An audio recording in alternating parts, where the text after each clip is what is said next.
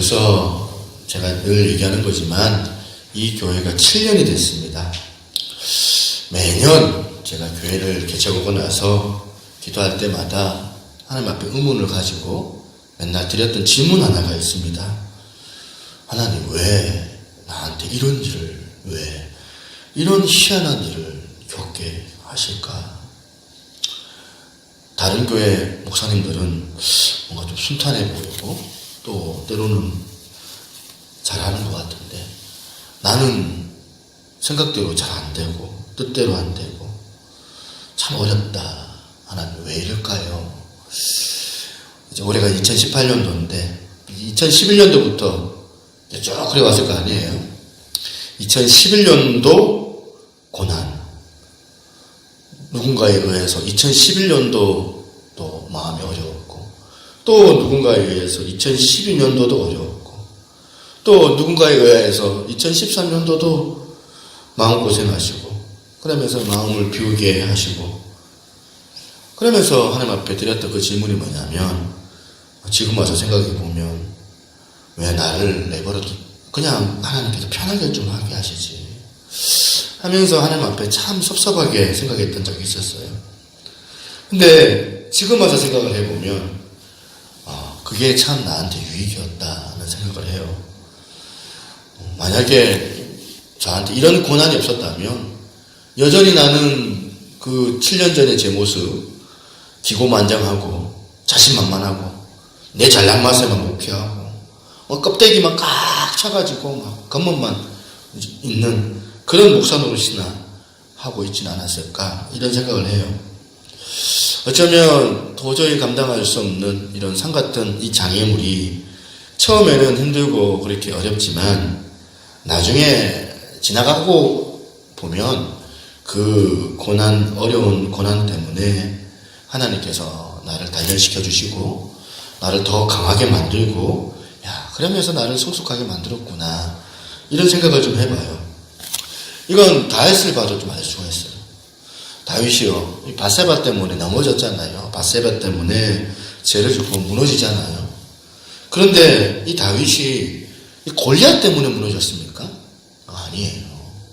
아니면 다윗을 잡아 죽이려고, 그리고 실패하게 만들려고, 그렇게 보면 다윗을 죽이려고 했던 이 사울왕 때문에 이 다윗이 무너졌는가? 그거 아니라는 거예요. 아이러니하게 정답은요, 그때 마침 골리앗이 없어서 다윗이 무너졌고, 그때 마침 사울왕이 없었기 때문에 다윗이 무너졌다.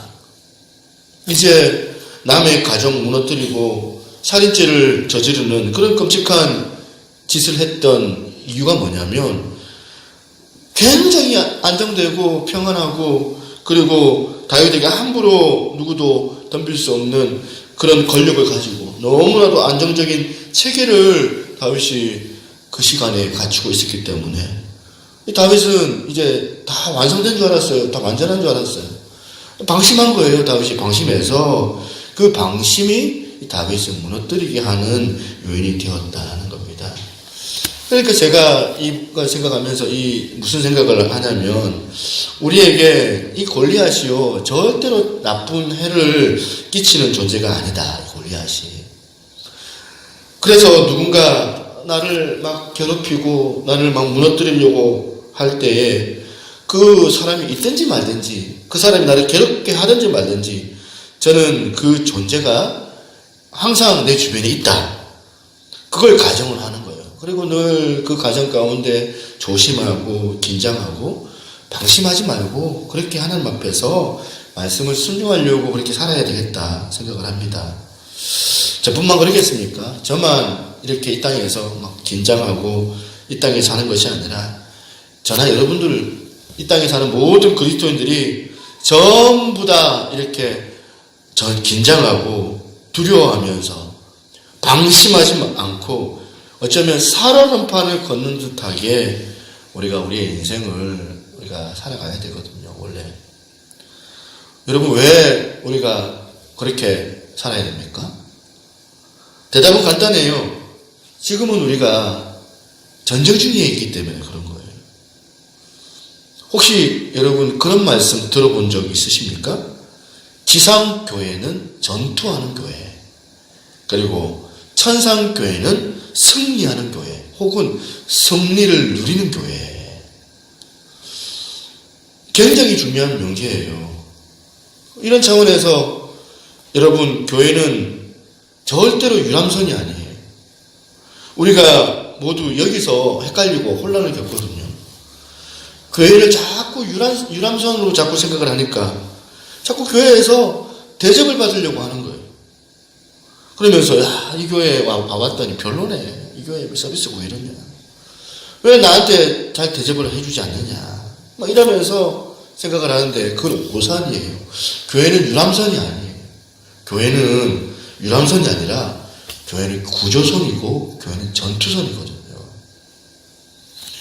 싸우기 위해서 존재하는 게 교회예요. 영적으로 교회가 이런 의미가 있어요. 사실 하나님께서 오늘 저와 여러분들에게 요한계시록을 보게 하시고 읽게 하시는 이유, 그리고 1차 저자들이었던 1차 독자들이었던 그 당시에 수많은 초대교회 성도들에게 이런 요한계시록을 주신 이유도 이 사실을 전해주기 위해서예요. 말세의 시대, 주님이 다시 오시는 그날, 우리가 마라나타 아멘 주 예수여 오서 오시옵소서, 그날까지 우리는 이 시대를 살아가면서 어떤 마음의 상태로 살아가야 되느냐. 전쟁 중이다. 우리는 영적으로 싸움을 하고 있는 그런 사실을 우리가 잊어서는 안 된다는 사실이에요. 요한계시록 2장 7절도 마찬가지예요.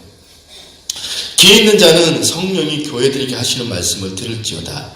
이기는 그에게는 내가 하나님의 낙원에 있는 생명나무의 열매를 주어 먹게 하리라.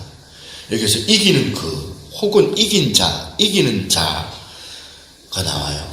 원어로 보면 이게 전투적 용어예요. 전쟁에서 쓰는 용어거든요. 빅토리. 그런데 계시록에 보면 이 소아시아 7교회가 나오잖아요. 그 중에서 무려 5교회나 이 이기는 자, 이 전투적인 이 빅토리 이 용어가 등장하고 있다는 겁니다. 이건 뭘 의미하는 걸까? 지금 하나님께서 요한계시록에서 지금 주시고 싶은 메시지가 뭐냐면, 그 당시에 이 초대교회에 지금 고난받고 박해를 받고 있는 성도들에게 니들이 지금 받고 있는 이 어려움, 이 박해는 단순히 이 개인적인 차원으로 받아들이면 안 된다. 개인적인 차원으로 받아들이는 것이 아니라 좀 더 넓게, 좀 더 거시적으로 영적인 눈을 뜨고 이걸 영적인 차원으로 이 현실을 정말 바라봐야 된다. 이 메시지를 하나님께서 주기를 원하시는 거예요. 같은 맥락이에요. 한국교회에서 지금 일어나고 있는 많은 이런 어려운 일들이 있잖아요. 이런저런 사건들, TV만 틀면 깜짝 놀랄 만한 이런 일들, 가슴을 쓸어내리는 그런 수많은 이야기들이 있어요. 그거를 하면서 그냥 안타깝게만 생각하지 말고 우리가 영안을 열어서 영적인 차원으로 이런 어떤 사건, 사고들을 우리가 해석해낼 수 있어야 된다는 사실이에요. 오늘 수영록교회 이제 제자반 우리 남자분들이 오실 건데, 내가 이제 2부 때 이제 이 본문을 준비했기 때문에 이 말씀을 좀 준비를 했어요. 왜 이분들이 자본교회 그냥 탐방하고 와서 예배를 같이 드릴까? 그냥 놀러 오는 걸까요? 그냥 할 일이 없어가지고 오는 걸까요? 아니에요. 나름 이유가 있고 나름 그 교회에 어떤 계획이 있어요. 수영록 교회에서 이분들 훈련시키는 거예요. 훈련받게 하기 위해서. 그냥 그 큰 울타리에 그냥 큰 교회 거기서 안주하고 있으면 맨날 가면 은혜가 충만하고 성령이 충만한 그런 예배, 거기에 있다 보면은 마음이 안일해지고 안죄해질 수 있으니까 굳이 보면 탐방을 가는 거예요. 작은 교회에 가서 섬기고 또 아웃리치 이런 단기 선교를 가가지고 거기서 하나님의 진짜 마음을 또한 헤아려 볼 수 있는 주님의 그 비전과 계획을 체험하기 위해서 훈련 차원으로 수영록 교회에서 우리 교회로 보내신 거거든요. 만일 교회를 편안한 유람선으로 생각하면 이런 일은 있을 수가 없어요. 우리 교회도 마찬가지예요. 우리 교회도 지금 안주하는 교회가 아니에요. 유람선이에요. 전투선이에요. 전투 중이에요. 그래서 이 한 교회, 작은 교회와 큰 교회가 아우러져가지고 하나 되어가지고 이런 이 세상 가운데 영적인 싸움, 세상을 향하여서 우리가 영적으로 싸워내기 위하여서 기꺼이 작은 교회에 파송돼가지고 있는 거예요. 그냥 후방에 큰 울타리에서 보호받다가 그냥 있으면은 이분들이요 교회를 그냥 유람선으로 오해할 수 있으니까 그래서 아웃리치나 단기 선교를 보내기도 하고 약한 교회, 작은 교회에 그렇게 보내서 한 주라도 그렇게 섬기면서 훈련시키는 거거든요. 큰 교회 성도들이나 또 오늘 우리 교회 성도들이나 지금 우리가 잊어서는 안 될 게 뭐냐. 이 세상 오늘은 전투 중이다. 지금 전투 중이라는 이 사실을 한시라도 잊어서는 안 된다는 사실입니다. 13절 말씀해 보니까 오늘 읽었던 본문이에요. 장로 중에 하나가 응답하여 나에게 이르되 이 흰옷 입은 자들이 누구며 또 어디서 왔느냐. 그리고 나서 14절에 대답을 이렇게 합니다. 내가 말하기를 내 주여 당신이 하시나이다 하니 그가 나에게 이르되 이는 큰 환란에서 나오는 자들인데 어린 양의 피에 그 옷을 씻어 희게 하였느니라. 오늘 본문의 요지가 뭡니까? 구원받은 흰옷 입은 하나님의 백성들의 특징 하나가 있다는 거예요. 그 특징 하나가 뭐냐면 그들은 환란을 이겨냈던 사람이에요. 이겼다는 거예요. 다른 말로 이 극심한 치열한 영적 전투에서 이긴 승리한 특징이 있다는 이야기예요. 요한계시록 7장 4절 말씀도 똑같은 내용이에요. 한번 띄워주시겠어요? 내가 인침을 받은 자의 수를 들으니 이스라엘 자손의 각 지파 중에서 인침을 받은 자들이 14만 4천이니. 전에도 말씀드렸던 것처럼 이필찬 교수님의 그 요한계시록 그 책에 나온 내용 가운데 14만 4천의 그 의미를 이렇게 부여를 하더라고요. 전투하는 교회라는 명제를 가지고 이제 사용된 숫자가 바로 14만 4천이다. 그러면서 부연하기를 민수기 1장에 나오는 그 이스라엘 군대를 계수하는 게 있잖아요. 60만 얼마를 계수하는 이스라엘 군대의 그 계수 기록을 자료로 해서 이 요한이 목적에 맞게끔 이걸 사용한 거다. 이렇게 해석합니다. 그렇기 때문에 우리가 이 요한계시록 말씀을 통해서 우리가 늘 염두에 될 것은 뭐냐면 우리 교회, 지상교회는 전투하는 교회다. 이런 사실을 우리가 시인해야 된다는 것입니다. 꼭 기억하고 우리가 이 사실 가운데 방심하면 안 된다는 사실이에요. 정말 우리는 영적인 전쟁 중에 있다는 사실이에요. 지금 우리가 영적인 전쟁 중이라는 이 사실을 인식하고 방심하던 그 마음을 추스리고 긴장을 다시 회복한다면 오늘 우리가 마음에 담아야 될 사실 두 가지를 우리가 알고 머릿속에 떠오르게 될 텐데요. 첫 번째 사실이 뭐냐면 내적인 문제예요. 지금보다 훨씬 더 강해져야 돼요. 강해져도 훨씬 더 강해져요. 이렇게 약해 빠져가지고 어떻게 우리가 이런 하나님께서 우리에게 부여해 주신 이 전쟁을 우리가 치러낼 수 있겠느냐. 디모데후서 2장 1절 같이 한번 읽어볼까요? 시작. 내 아들아, 그러므로 너는 그리스도 예수 안에 있는 은혜 가운데서 강하고. 고린도전서 16장 13절입니다. 시작. 깨어 믿음에 굳게 서서 남자답게 강건하여라. 성경에 보면 이렇게 강하고 담대하라 이런 류의 이런 말씀이 얼마나 많이 있습니까? 그런데요, 현실을 보면 아니에요. 현실을 보면 교회가 너무너무 약해요. 약해도 너무 약해 빠졌어요. 우리가 다 목회자들은 약해 빠졌고, 아니 성도들은 성도들대로 약해 빠져있고, 교회가 얼마나 나약해 빠져있는지 뭐 맨날 교회에서 듣는 소리가 오늘 김 집사님 상처받았다. 오늘 박 집사님 상처받았대요. 맨날 들리는 소리가 상처받았다. 그런 소리 같아요. 제가요, 중고등부 옛날에 부교육자 맡을 때는 아이들이요, 막 착 삐지고 상처받았다 하고 그 상처받은 거 수습한다고 막 보면 찾아가가지고 막 보면 애들 만나고 거기에 막 시간을 할애해가지고 막 보면 어떨 때 하루 꼬박 막 할애한 적도 있고 이제 애들 맡을 때 이렇게 힘들었는데 이제 교회를 개척해 해서 이제 어른 목회 하면서 이제 편해지겠다. 아이들이야 뭐 철이 없으니까 나 상처받았다고 하는데 어른들은 괜찮겠지. 왜 그걸? 어른들은 하도 더 뜨더라고요. 애들은 상처받았다 얘기하면 귀엽기라도 하지. 다 큰 어른들이 맨날 애교 섞인 목소리로 목사님 저 상처받았어요. 위로해 주세요. 이런 얘기가 하루가 멀다 하고 막 흘러나오고 있고요. 여기서도 상처, 저기서도 상처. 또 상처 안 싸매준다가 또 상처받았다고. 무슨 놈의 상처가 왜 그다지도 많은지. 그거예요. 왜 교회에서 이렇게 상처를 받을까요? 그건 이유는 하나예요. 왜냐하면 내가 약해서 그래. 내가 약해서. 또 왜 교회에서 상처를 주는 것도 왜 그럴까요? 하나예요.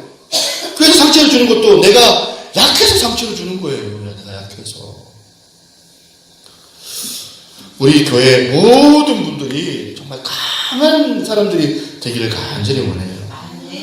약한 존재가 되기보다는 강한 존재가 되기를 원하는 거예요. 그래서 이 전투 중에 영적 상황에서 우리는 지금보다 더 훨씬 더 강하게, 어떤 경우에는 상처받지 않는 그런 강함이 나에게 필요하다는 거죠. 저도 마찬가지예요. 제 자신이 정말 강해지기를 원해요. 이번 주 한 주간 이 말씀 묵상하면서 거울 딱 보면서 새벽에 이제 머리 탁 빗으면서 하나님 더 강하게 해주세요. 내 마음을 다 굳건하게 해주세요. 맨날 목사가 성도들한테 말 한마디에 맨날 목사가 사모님 그 말 한마디에 막 상처받았다고 허덕거리면서 그냥 푸념하는 그런 어떤 소리를 제가 이 시간에 하기를 원치 않거든요. 예, 그러려면 강해져야 돼요. 어떤 부분에서도 내가 상처받지 않겠다. 이런 강함이 우리 가운데 필요한 거예요. 제가 요즘에 기도하는 게 뭔 줄 아세요? 하나님, 우리 교회 성도님들 정말 순한 양, 정말 착한 사람들만 보내주시고 사고도 안 치고 진짜 착한 사람들만 하나님 보내주세요. 라고 이렇게 기도하지를 않습니다. 이런 기도는 하나님께서 거들떠 보지도 않으십니다. 응답도 안 해주신다는 것을 제가 알기 때문에. 만약에 이런 기도가 응답이 됐다면 여러분이 우리 교회에 나갔겠나요? 벌써 무슨 소리인지 아시는 분들은, 눈치채신 분들은 제가 정말 여러분들 너무너무 사랑합니다. 요즘에 제가 이런 기도 하지 않고요. 어떤 기도를 하냐면, 하나님, 어떤 문제를 맞닥뜨리든 간에, 어떤 힘들고 괴롭게 하는 그 성도들이 있다고 할지라도, 하나님, 그들을 감당할 수 있는 그 튼튼한 어깨를 저한테 주십시오. 제가 너무 약합니다. 하나님, 저를 강하게 해주세요. 어떤 성도들의 상처, 아픔, 애환, 이걸 다 포용할 수 있는 그런 하나님의 강한 종이 될 수 있도록 하나님 저를 인도해 주십시오. 지금보다 제가 훨씬 더 강해져야 됩니다. 그렇다면 여러분, 강해져야 된다고 얘기를 하는데 지금 성경이 말하는 이 강함이 뭘까요? 참 이 강함이 참 뭔지 이게 참 중요한 문제거든요. 이것을 살펴보려면 로마서 12장 21절을 봐야 돼요. 여기서 이 바울이 이렇게 말합니다. 한번 띄워주세요. 악에게 지지 말고 선으로 악을 이기라. 이 말씀을 던져주는 거예요. 바울이 선으로 악을 이기는 게 뭔지를 설명하기 위하여서 20절, 21절인데 바로 20절에 부연 설명을 해요. 20절도 한번 띄워주세요. 20절. 같이 한번 읽어볼까요? 시작. 내 원수가 줄이거든 먹이고 목마르거든 마시게 하라. 그리함으로 내가 숯불을 그 머리에 쌓아놓으리라. 여기 나오는 숯불이 뭘까? 숯불을 그 머리에 쌓아놓으리라. 이렇게 말했는데 이 해석이 참 어려운 해석인데요.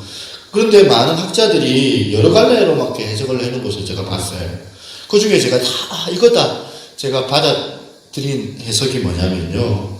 로마서 12장을 전후 문맥을 쭉 살펴보면 여기서 나오는 숯불은 따뜻함을 상징하는 단어다. 이걸 이해했어요. 따뜻함. 그러니까 무슨 의미냐면 우리가 따뜻한 사랑으로 저 원수 같은 사람이라도 그 사람을 품고 그래서 그 사람으로 우리가 그 사랑으로 말미암아 그 사람을 정말 변화시켜라. 원수 같은 사람이라도 우리가 넉넉한 그 사랑으로 그를 품어서 그를 변화시킬 수 있는 힘. 이게 성경이 말하는 선으로 악을 이기라고 하는 그 메시지가 된다는 거예요. 우리가 강해진다고 한다는 것이 뭐냐? 나를 괴롭게 하는 사람을 짓밟고 발 아프고 그리고 죽이고 그래가지고 내가 훨씬 큰 힘을 가지고 원수보다 더 강한 무기를 가지고 막 그 사람을 막 그냥 제압해버리는 게 그게 강함이 아니에요. 끝까지 사랑해내면서 그를 품어내는 능력, 끝까지 그를 사랑하는 능력이 강함이라는 사실이에요. 신천지 교회가요, 막 위장을 참 잘하잖아요. 그런데 만약에 자신들이 말하는 교리가 진짜라면, 진짜 진리라면 어떻게 위장을 할 수가 있습니까? 기존 교회처럼 막 보면 위장을 해가지고 만약 자기들이 가리키는 그 말씀이 진리라면 어떻게 그것을 보면 거짓으로 거짓말로 막 보면 포장을 할 수가 있겠느냐는 거예요. 그런 이단들 보면 참 한심하고 어떨 때는 막 얄밉기 짝이 없어요. 비밀로 하는 거예요. 비밀로 해가지고 누구한테도 얘기하지 마. 우리끼리 성경 공부하는 거 우사한테 얘기하면 안 돼. 막 그런 식으로 막 이야기하면서 막 산옮기기 작전, 막 개척교회에 막 그러면서 막 가만히 들어와가지고 거짓되게 앉아가지고 막 있는 걸 보면 치사하기 그지 없어요. 참 비열하기 짝이 없어요. 이건요 종교를 떠나가지고 이거는 도의적으로도 그러면 안 되잖아요. 도의적으로도 그런 비열한 짓을 하면 안 되잖아요. 신천지 교회가 이렇게 비열한 말도 안 되는 단체지만 그런데 여러분 제가 말하는 요지가 뭐예요? 신천지에 빠진 사람을 미워하면 안 된다는 거예요. 품어줘야 돼요. 이런 분들도 어떻게 가만히 생각해보면 진짜로 자기들 말씀 좀 알아보려고 예수 잘 믿으려고 찾아갔다가 그렇게 된 거 아닙니까? 불쌍히 여기는 거예요. 요즘에 한참 케어 축제 막 이슈가 막 있잖아요. 부산에도 막 케어 축제하고 막 동성애도 마찬가지예요. 우리가 제대로 저나 여러분들 하나님을 믿는 우리 입장에서는 절대 동성애 수용 불가해요. 그런데 우리가 이 동성애를 수용 못한다고 해서 동성애자를 멸시하고 또한 발로 차고 냉대해버리고 그러면 안 된다는 거잖아요. 제가 말로 주장하는 게 아니라 예수님께서 하셨던 주장이세요.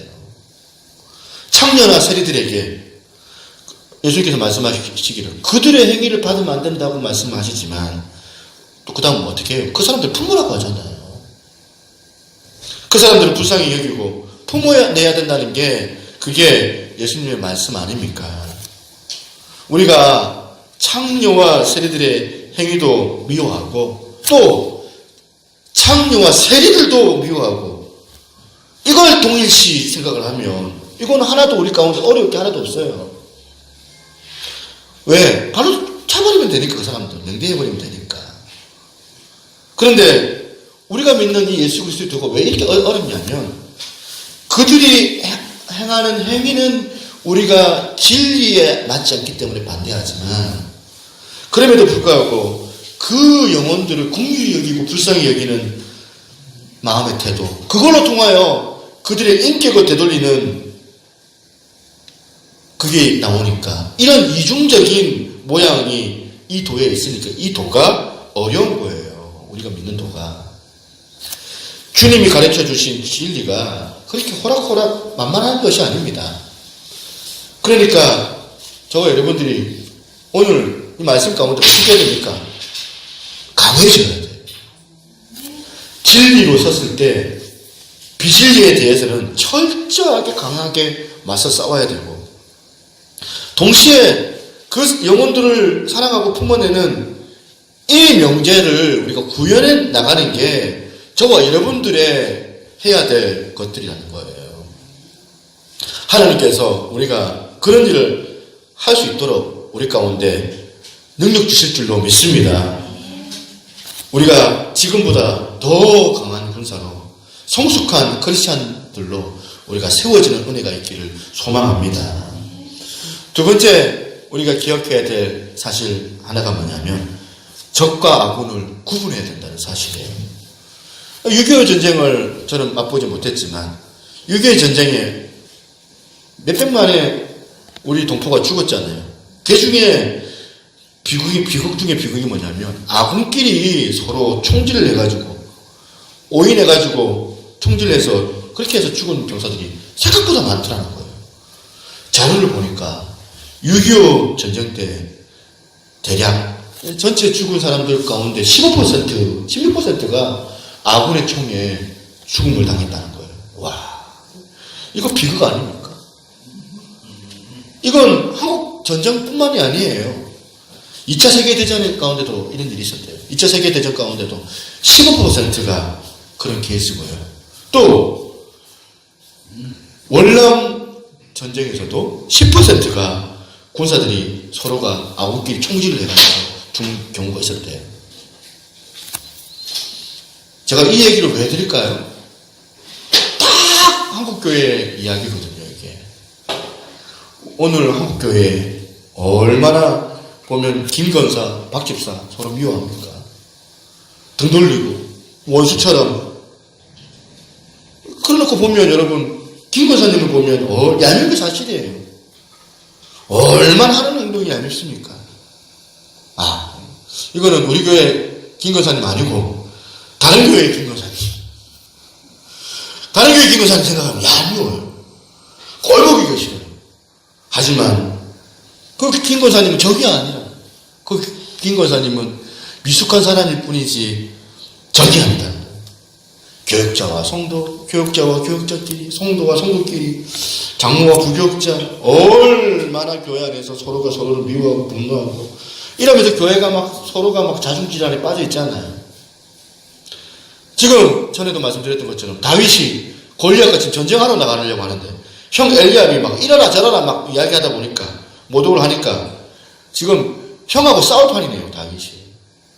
그러니까 골리앗은 팔짱 끼고 심판 보고 있고 형 엘리압하고 다윗하고 피터지게 싸우는 꼴이 한국교회 꼴 아닙니까? 저와 여러분들이 적과 아군이 구별할 줄 알아야 돼요. 아무리 미워도 그분은 우리 적이 아니에요. 적과 아군을 구분할 수 있어야 돼요. 저는 사모합니다. 오늘 여러분들 가운데 성령님께서 깨우쳐 주셔서 그 미워했던 사람들 그들에게 하의 손을 내미는 용기가 일어나고 진정 그 사람이 적이 아니다. 진정으로 우리가 인식하고 깨닫는 그 은혜가 저와 여러분들 가운데 주어지기를 소망합니다. 이런 점에서 참 바울을 존경하는데 빌립보서 1장 15절 17절 이 말씀은 제가 부교육자 때 신학교 전도사 시절 때 깨닫던 진리거든요. 참 이게 어마어마한 진리더라고요. 무슨 사건이 있는지 보면 이렇습니다. 어떤 이들은 투기와 분쟁으로 어떤 이들은 착한 뜻으로 그리스도를 전파하나니 이들은 내가 복음을 변증하기 위하여 세우심을 받은 줄 알고 사랑으로 하나 그들은 나의 매임에 괴로움을 더하게 할 줄로 생각하여 순수하지 못하게 다툼으로 그리스도를 전파하느니라. 여러분 이게 지금 어떤 상황인지 아시겠죠?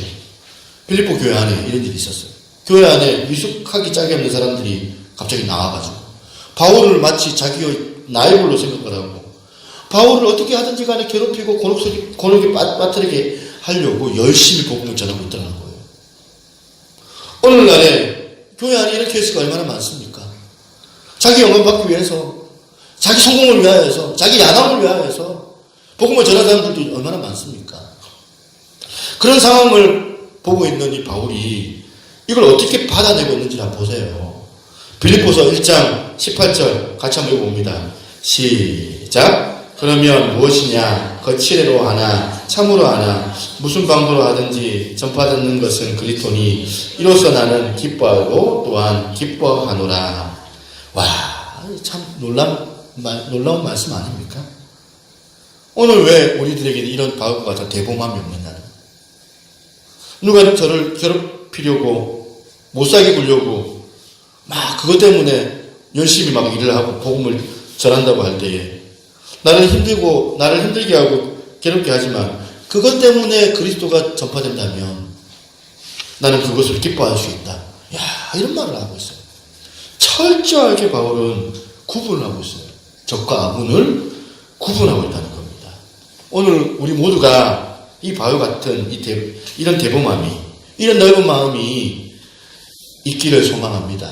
그래서 원수 앞에서 우리가 자중질환, 분열하고 막 보면 아군끼리 싸우는 이런 일이 교회 안에 일어나지 않도록 우리가 주님 앞에 간구하고 기도할 수 있는 은혜가 있기를 소망합니다. 그러기 위해서는 우리가 에베소서 6장 12절을 꼭 기억해야 됩니다. 우리의 씨름은 혈과 육을 상대하는 것이 아니요 통치자들과 권세들과 이 어둠의 세상 주관자들과 하늘에 있는 악한 영들을 상대함이라. 진짜 저기 지금 여기 있어요. 아무리 저 사람이 미운 짓을 해도 저 사람은 원수가 아니에요. 내 원수는 누구예요? 마귀예요. 사탄. 사람 자체가 적이 아니다. 이걸 철저하게 인식을 합니다. 그래서 여러분, 부부관계에 원수가 없어요. 아무리 배우자가 상처를 줘도 부부관계에 내 남편, 내 아내가 원수가 아니에요.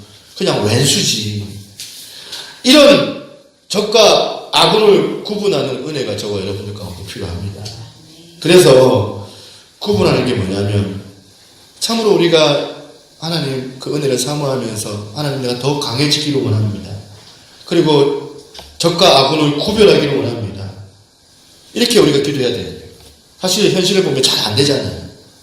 아무리 사모함이 있어도 이게 잘 구현되지 않아요. 왜 이럴까요? 중요한 것 하나가 있는데 이걸 빠뜨려 놨기 때문에 그래요. 14절 말씀에 또 하나의 특징이 있는데 오늘 본문에 보면 그들이 환난에서 나온 자들이다. 지금 고난 가운데서 이긴 자들이다. 극심한 전투에서 승리했다. 그렇게 제가 말씀을 드렸잖아요. 그런데 14절 말씀을 보면 구원받은 하나님의 자녀들의 특징 또 하나가 나옵니다. 그게 뭔지 14절 같이 다시 한번 읽어볼까요? 시작. 내가 말하기를 내 주여 당신이 그가 나에게 이르되 이는 큰 환난에서 나오는 자들인데 어린 양의 피에 그 옷을 씻어 희게 하였느니라. 무슨 뜻이냐면 구원받는 하나님의 특징이 뭐냐면 큰 환난 가운데서 승리한 자들인데 그 승리가 어떻게 나왔냐? 어린 양의 피, 주님의 그 보혈의 능력으로 가능했다는 사실이에요. 제가요 어지간한 일은 제가 용납을 해요. 그런데 어느 한계를 탁 넘어가 버리면 제가 여지없이 무너지는 것들을 볼 때가 있어요. 제 별명이요 옛날에 똥꼬집이 선입견도 많고. 그런데 여러분 제가 제 약점을 알기 때문에 하나님 앞에 기도하는 거예요. 하나님 이런 못된 성격 가지고 제가 어떻게 목회할 수 있겠어요? 고집도 세고 연약하기 짝이 없고 속심하고 어떻게 내가 이런 하나님의 거룩한 사역을 내가 감당할 수 있겠습니까? 하나님 도와주세요. 새벽마다 하나님 앞에 기도하는데 이런 못된 성격을 하나님 아시고 불쌍하게 여겨 주옵소서. 보혈의 능력으로 나를 좀 변화시켜 주옵소서. 어지간하면 화가 안 나는데 그 한계가 넘어가 버리면은 여지없이 넘어지는 거예요. 그런데 하나님 제가 갈고리 마음이 있는데 이 갈고리 마음을 하나님 펴주시기를 바랍니다. 제 인격으로는 이거 감당할 수가 없어요. 그런데 내가 요즘에 제가 기뻐하는 일이 하나 발견됐어요.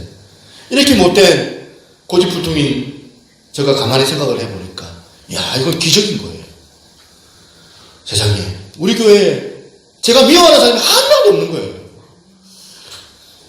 우리 집사람도 내가 미워 안 하고 있더라고요.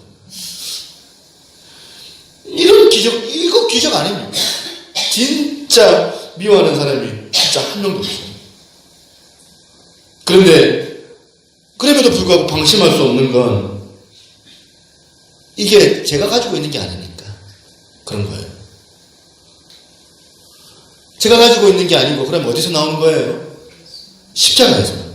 내가 십자가를 붙잡을 때 얻을 수 있는 거고, 예수 그리스도의 그 복음의 능력, 이 십자가를 붙잡고 나아갈 때 이 독고집도, 이 소심함도, 이 한 길을 넘어가면 넘어지는 이런 어떤 혈기도 참아낼 수 있는 그런 놀라운 일이 저한테 일어나게 되더라는 거예요. 그래서 제가 우리 교회에서 가만히 보니까 우리 박순수 집사님, 집사님 이런 분이 다 있나? 우리 김선희 집사님 참 결혼 잘했다. 이 천성적으로 이 박순수 집사님 가만히 보니까 화도 안 내고. 근데 제가요, 영적으로 보면 이런 착한 사람들은 참 안 됐다고 저는 생각하거든요. 교회에서 하느님 것 한 번도 본 적이 없고, 아이한테 하는 거 보면 완전히 천사표로 막 아이한테 극진하게 잘하고. 그런데 저는 우리 집사님이 어떨 때 불쌍하게 생각해요. 그 천사 같은 그 온유한 태도가 그게 진짜 영적인 것인지, 아니면 천성에서 나오는 육적인 것인지, 원래 있는 그런 성품인지 구분이 안 되는데 저는요 구분이 되거든요. 그래서 영적으로 조금만 제가 막 혼미하면 옛자아가 막 여지없이 막 나타나요. 그래서 그걸 아는 사람이 있어요. 우리 집사람이 심판자거든요. 제가 우리 집사람한테 조금 잘해주고 좀 부드러워지면 어김없이 우리 집사람이 이렇게 얘기할 때가 있어요. 요즘 성령 충만한가 보네요. 딱 그렇게 얘기를 해요. 그러면 기분이 좀 안 좋은데 맞다고 생각을 해요. 그 사실. 저 같은 똥꼬집이 있는 사람들이 영적으로 점검하기가 쉬워요. 왜냐하면 금방금방 튀어나오니까 내 안에 있는 것이. 오늘 날 때부터 좋은 성격을 가지고 있는 사람들은 이런 거 잘 모르지만 저 같은 사람들은 얼마나 점검하기 쉽습니까? 우리가 이 주님의 십자가의 능력, 이걸로 통하여 우리가 변화받은 줄로 믿습니다. 그분을 의지하는 거예요. 주님의 그 십자가를 의지하면 우리의 인격이 날로 변화되어 갈 줄로 믿습니다. 주님 의지하면서, 성령님 의지하면서 하나님 나를 더 강하게 해주세요. 정말 더 강하게 해주세요. 그런 기도를 하나님 앞에 드리면서 오늘 주님의 십자가, 주님의 그 보혈의 능력을 내가 의지합니다. 더 강하게 하셔서 적과 악을 구분하게 해주시고 그 악한 사단의 세력 가운데 내가 능히 영적으로 승리하는 이긴 자 될 수 있도록 하나님 도와주옵소서. 저와 여러분들이 이런 은혜 가운데 오늘 하루도 더 강하게 살아갈 수 있는 은혜가 있기를 소망합니다.